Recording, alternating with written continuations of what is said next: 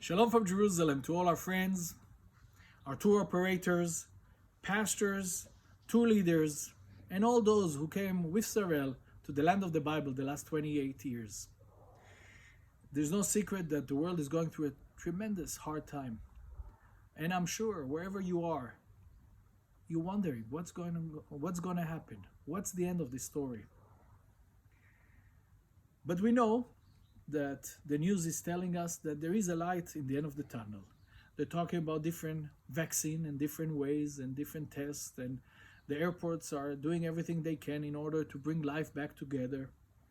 And we know that the Israeli Ministry of Tourism is doing everything they can in order to bring tourism back together. They send us, the tour operators in Israel, some instruction on how tourism will look through Corona, through COVID, and definitely after vaccine, things will be different. And we also at Sar-El are doing everything we can. We bought a huge quantity of masks, and we also install special filters. It's a new system, special filters to be on our buses. We're the only company in the world probably that has these filters. It's a totally new device that filters COVID-19. But when we do all we do, and it's good that we do all we do, I want us to remember that God is in control. We, the Jewish people, are reading the portion of the week every week for 52 weeks a year. And the portion of the week is a part of the first five books of Moses. It's a segment of scriptures from the Torah. And the whole Jewish people, wherever they are in the world, are reading the same portion. And this portion is from Genesis in chapter 25, from verse 1 till chapter 28, verse 9. And the portion this week is really, really encouraging. The portion has different story that reminds us the love of God and the grace of God and the fact that God is a God that keeps his covenants. And this week is especially encouraging for us during this time. Jacob, the story tells us that there is a famine in the land, and Jacob tried to solve the problem. He tries to do exactly what Abraham did. He tries to go down to Egypt.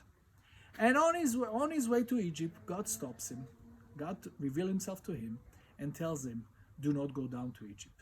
Do not solve the problem with your own strength.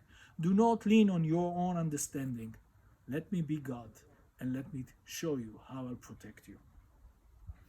Jacob did the right thing. There was no food. There was food in Egypt. Why not to go? And God tells him, stay in the land, and me, God, will be with you. I will be with you. I'll bless you. He says in Hebrew, "V'akimoti et briti," I will build up my covenant that I did with Abraham, and I will fulfill everything I promise. Brothers and sisters, the promises of God are still valid today. The promises of God are still emet, truth, today.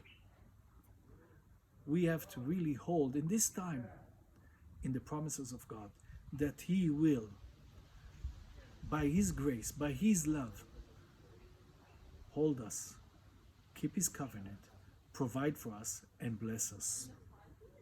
God will fulfill everything he promised in the word of God. And if we're not sure, let us look at what God did with the people of Israel. A promise that he gave more than 3,000 years ago, he fulfilled. We're here, not because we were such a great nation, not because we did something right, because of one thing, because God has promised. So I want to wish you all Shabbat Shalom. Be encouraged. Trust in him. Don't lean on your own understanding. It's good to do stuff. It's good to prepare.